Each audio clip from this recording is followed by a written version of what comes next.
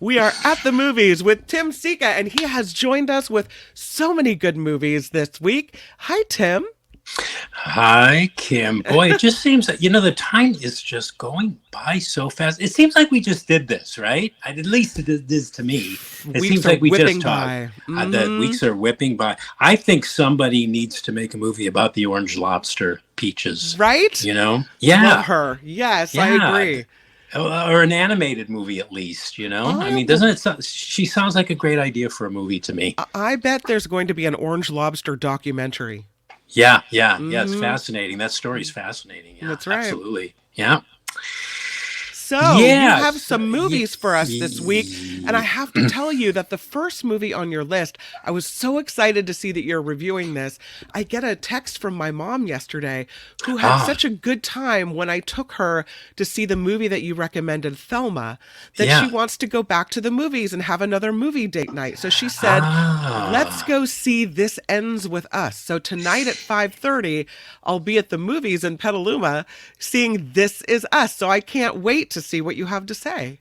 Yeah, it's funny Or it because ends with us, not this is yeah, us. it It it, ends it with, ends yeah, with us. Yeah, I know. yeah, I referred to it as this ends with us too. yeah. Yeah, it happens. Anyway, yeah, I suppose the best way to see this movie is if you know absolutely nothing about it. But since this movie is based on this hugely popular best-selling book by Colleen Hoover that's been like translated into something like 20 languages, and because I wouldn't know how else to talk about it if I didn't talk about the plot or the theme. If folks Right. tuning in want to see it sight unseen, who want to know nothing about it and who want to experience it that way, I suggest for the next couple of minutes that you go to the kitchen, get a cup of coffee or something while I'm talking about it in somewhat detail. Yeah, this movie, It Ends With Us. It stars Blake Lively.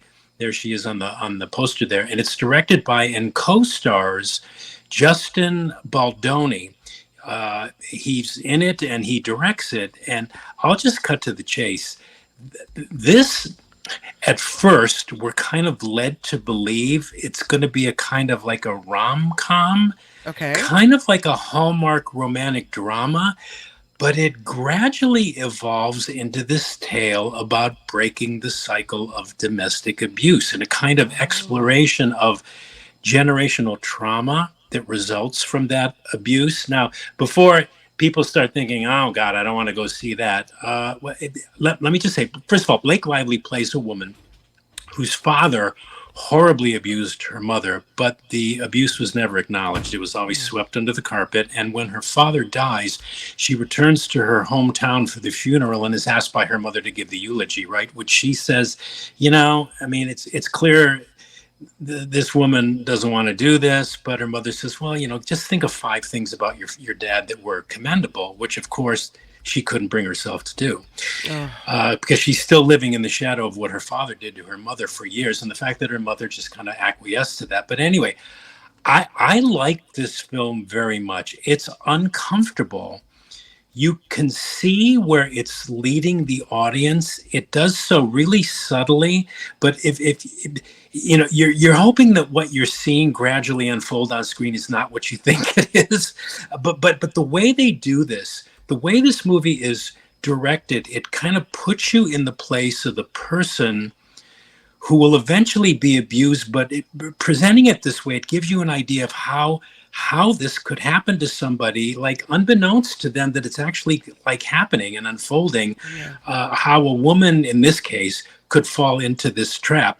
I also like, because movies about abuse are always very hard to watch, and to get around, that we're spared the kind of graphic intensity that stories of abuse like Big Little Lies or that 70s TV movie. Did you ever see that 70s TV movie, The Burning Bed, with Farrah Fawcett? Yeah. Mm-hmm. Yeah. Well, it's not that kind of graphic domestic abuse that you see, which Yeah. in a way makes it more powerful.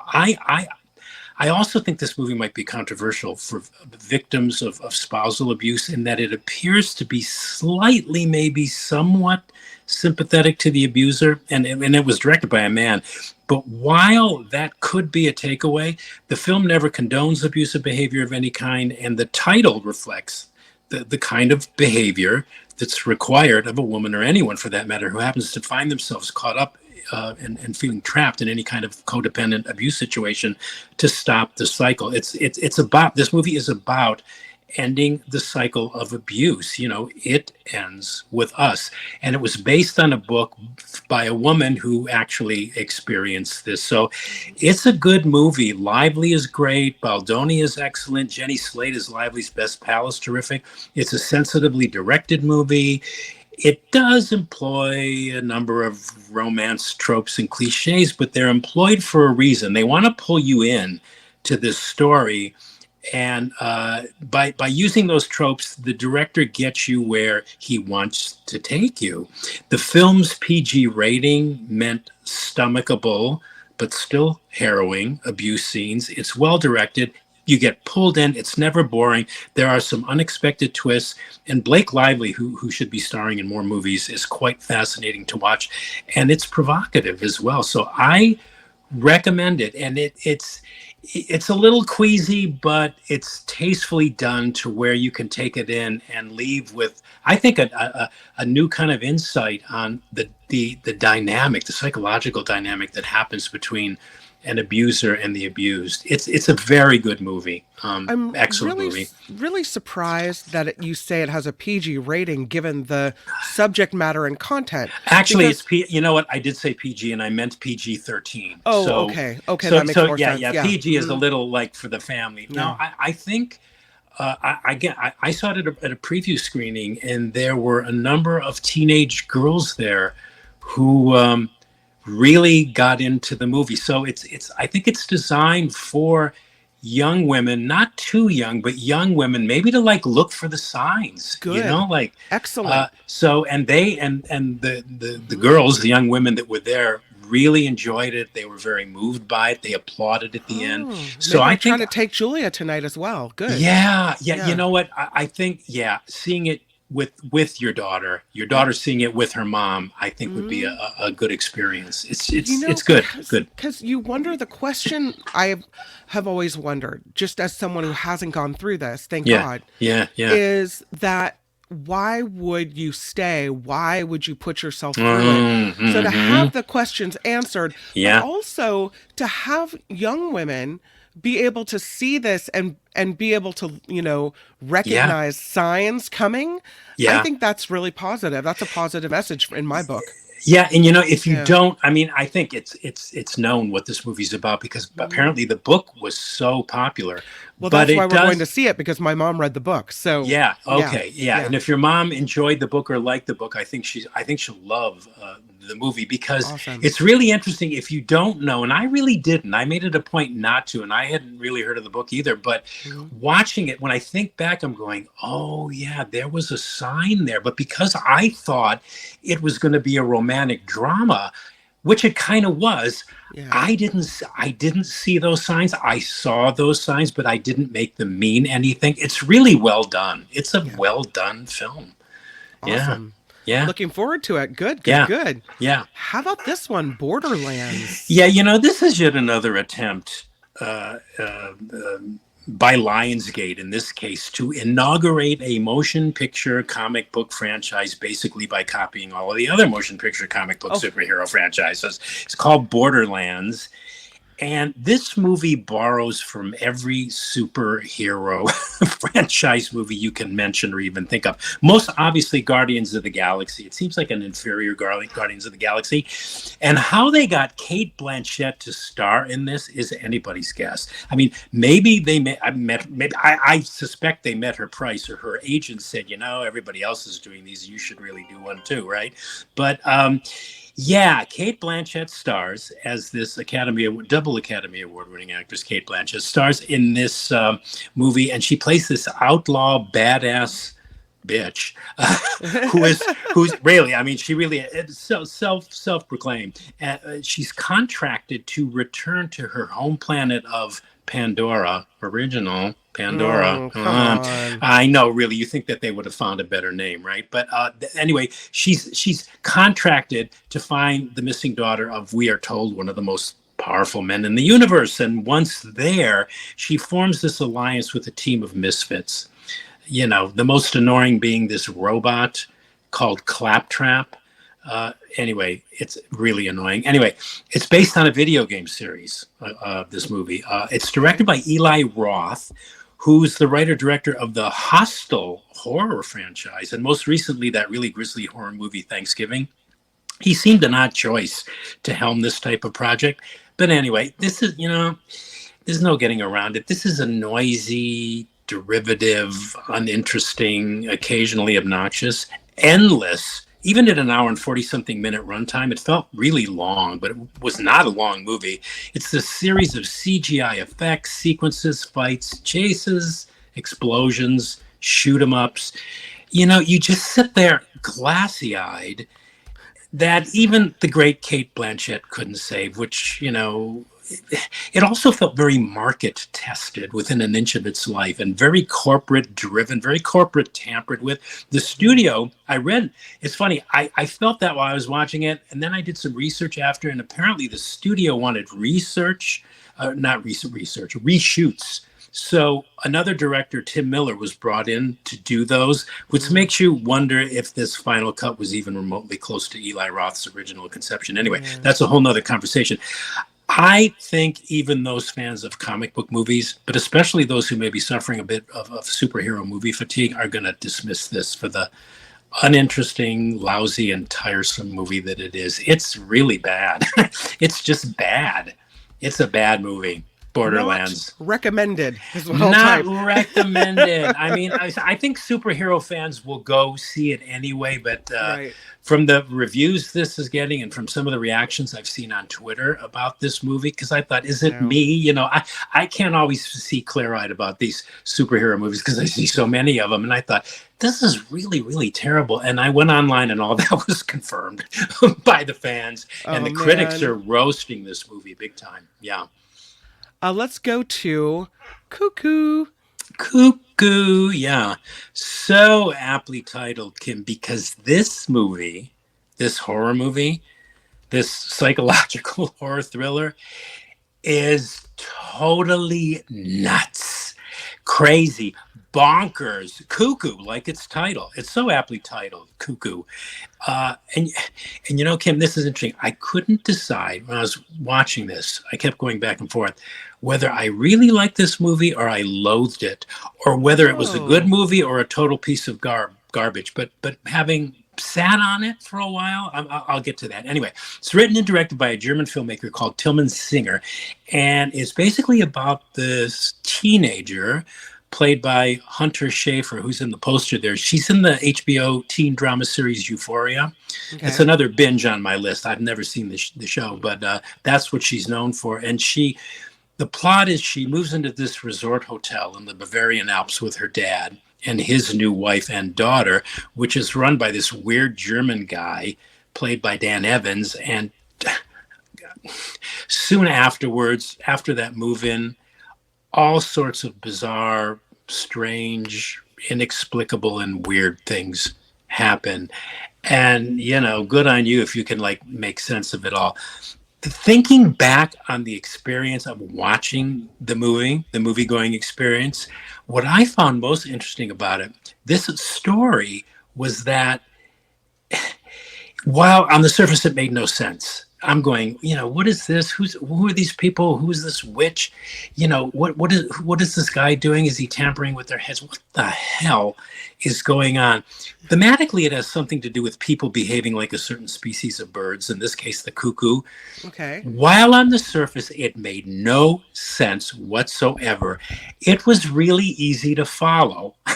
Now, what's up with that? I mean, what's weird. That all about? And what other movie can you say that about?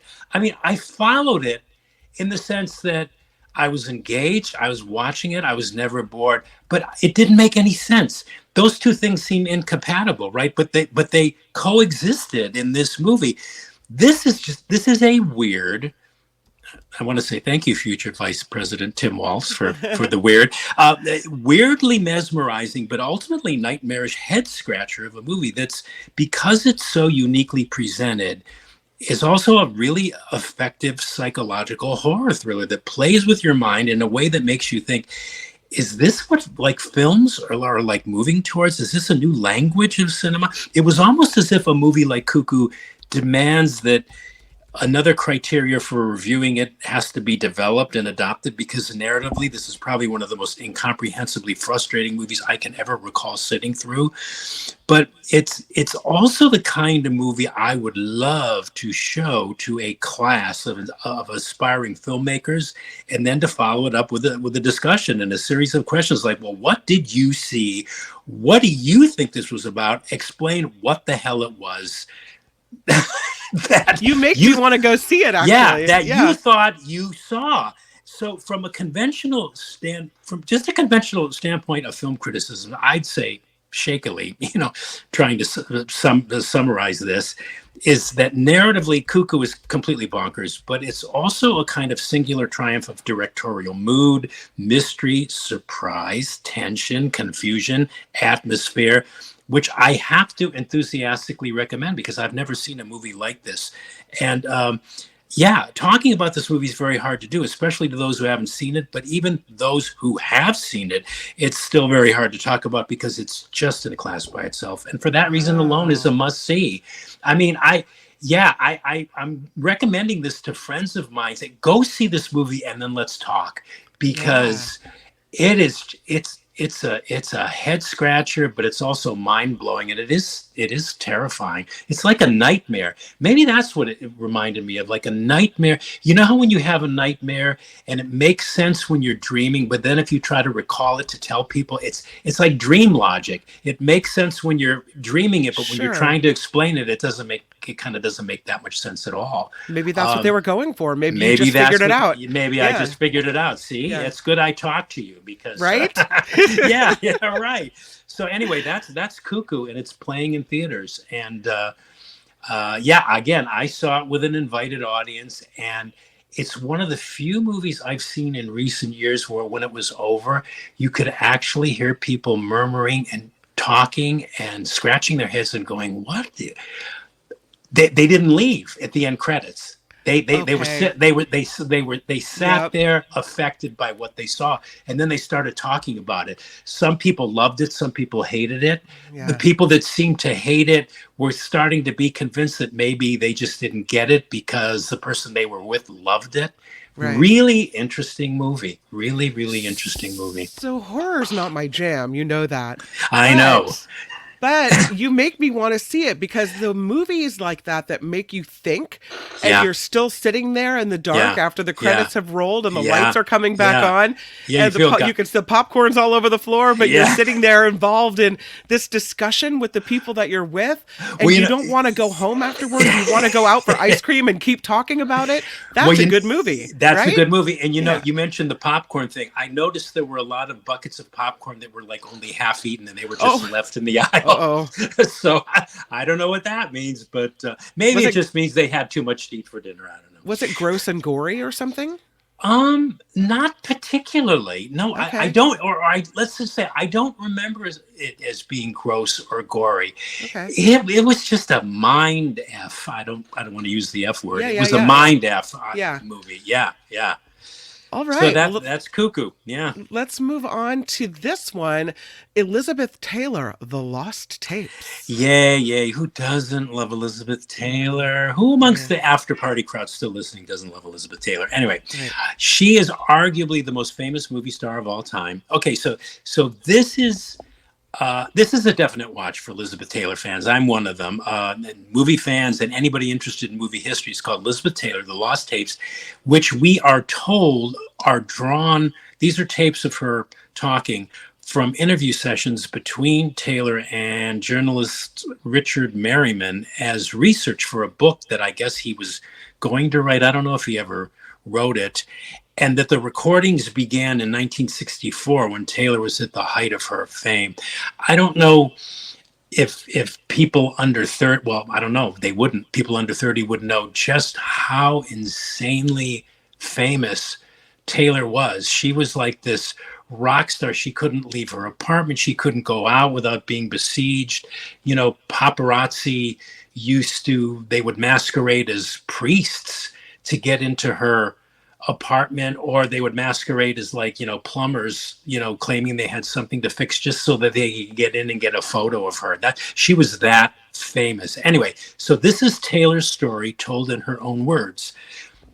Taylor being reflective, self-critical, as open as any person that famous and that much in the public eye could probably be, very honest, pretty forthright, and self-reflective too, talking about her marriages, the mistakes she made in her life, her perception of her own skills as an actress, her sex appeal, and like that other HBO documentary we recently talked about, Faye, the Faye Dunaway story, this is just as entertaining a documentary about a great star, an incredibly brave woman, humanitarian, the first in Hollywood to openly speak about AIDS. She co-founded AMFAR, the American Foundation for AIDS Research, which raised millions and millions of dollars for those victims of the disease. And in my opinion, always, even in the junk that she did, an excellent actress who was often underrated because of her extraordinary beauty. We get clips of her movies, her personal ruminations about her screen performances, her marriages, her close friendships with a lot of gay men, a lot of gay actors and Hollywood stars like Rock Hudson and Montgomery Clift. Her defense of herself when, contrary to what people thought of her at the time, that, she said, she defiantly says she was certainly not an illicit woman or an immoral woman, and she makes a case for it. I think that's why she was so loved and beloved in the end, because she kind of lived her life in a way that she only knew how to live it, despite some of the public condemnation. At one point, the Vatican even said, because of her multiple marriages, the Vatican said the Pope at the time, I can't remember who it was, said that her children should be taken away from her because, she was this illicit woman. Anyway, in her reflections, we get to hear her use the S word a lot and the F word a lot. So that's kind of interesting when you hear a star that you normally don't hear. It's not something you visualize coming out of her mouth. Coming out of her mouth. So, and my bias going into this movie, Kim, is that I've always loved her as a screen presence. Even in her less than stellar movies, she was always fascinating to watch and electrifying in the good movies like Cat on a Hot Tin Roof and Suddenly Last Summer and Who's Afraid of Virginia Woolf. My God, what a performance that was. There's a great book about her that just came out. It's called On Elizabeth Taylor. It's by Bay Area film historian and author Matthew Kennedy, which makes a superb case in favor of her talents as an actress, and that makes a more than convincing case that she was a much better actress than people gave her credit for. It's a great read. It's a perfect companion piece to this documentary. Anyway, was that her real name, Elizabeth Taylor? Yes. Yeah. I don't remember what her middle name was, but Elizabeth Taylor. Yeah, she didn't change it. They never suggested that she change it either. But it's produced by J.J. Abrams, of all people, this movie, which I thought was interesting, So anyway, it's called Elizabeth Taylor Lost Tapes. It's now streaming on Max. It's a very, very easy watch. I mean, it just flies by. Really, really good movie. The lady Beatrice says she saw it on HBO. She said she was a good actress, not the best person sometimes. She betrayed her friend Debbie Reynolds, and the lady Beatrice writes, "I don't know about you, but if I had been Debbie Reynolds, I would never have spoken to her again." It's funny. They did speak. They were close friends. They did make amends and stuff, but yeah. Well, there's all different ways of looking at things, but apparently the marriage, according to Taylor, and actually some research which I did, the marriage between Eddie Fisher and Debbie Reynolds at that time was not the picture book one that the studios were pushing. They had their problems. They had issues. Taylor, to this day, and she makes a case for it. I'm not condoning it. I'm not recommending it. She said it happened. That they didn't want it to happen. It was complicated. It was complicated, and those things usually are. And she said she was branded as this homewrecker, and she said, you could say Eddie Fisher was the homewrecker because it was something he wanted. He was best friends with Mike Todd, who was Elizabeth Taylor's husband, who had just died. So she kind of naturally gravitated towards him. She claims she never loved him. And that it was anyway. Yeah. See, this is one of the things that the movie brings out. People to this day think she was like a homewrecker. I don't know. I wasn't there. I'm not going to judge her. And I'm biased. I'm biased against her or in her behalf because I always liked her. I always thought she was a gutsy broad. Maud throws down $25 to the after party and says, "Thank you for having Tim on." How nice is that? Yay. Oh, wow. Hey, I got a $25 price tag on me. Look at you. Look at me. Nice. Wow. Yeah. Anyway, I still think it's worth seeing. And, people are going to have their opinions and talk about what she did in her private life, But when your life, though, is that scrutinized and every single detail of what you do is photographed, reported on, I mean, none of us might come out as like smelling like a bouquet of roses. Yeah. So whatever, It is what it is. Thank you, Mom, for the contribution. Yeah, one more comment for you. John Watson says at some point they're going to run out of video games to make a movie out of. I think then, John, they'll just be making sequels of video game movies, right? Yeah. And I don't know where this video game, came out of. I guess it was popular enough to some people wanting to make it into a film, but I don't think the Borderlands franchise is going to go anywhere. I think this movie's going to tank and they're going to go on to something else. All right, we'll recap it. The first movie you reviewed, It Ends With Us. You said this is a good movie. Good movie, You said it pulls you in, it's provocative, you recommend it, you called it excellent. Yes. Now to Borderlands. You said this borrows from every other superhero movie. It's noisy, it's derivative, uninteresting, occasionally obnoxious, you said. And you said it's, quote, really bad, and you don't recommend it. That's pretty much, I guess, what I said. Yeah. Cuckoo really makes you think. You called it totally nuts, like a nightmare, nonsensical but still engaging, weirdly mesmerizing, you said, a very effective horror thriller that plays with your mind, and you said it's a yes. Yes. Mm-hmm. And as far as Elizabeth Taylor, The Lost Tapes goes, you said this is also a yes. You said really interesting movie. Yeah, it's her in her own words. So I don't think I think this is a first. I don't think, again, it's called The Lost Tapes, but which implies that these have never been made public before. So it's interesting in her own words, just to hear her talk and reflect and And just as a documentary about movie history, it's one to see. Oh, very cool. Yeah. At the Movies with Tim Sika. Have a great rest of your weekend, and thank you for being here. Yeah, thanks, Kim, and I'll talk to you next week. Bye.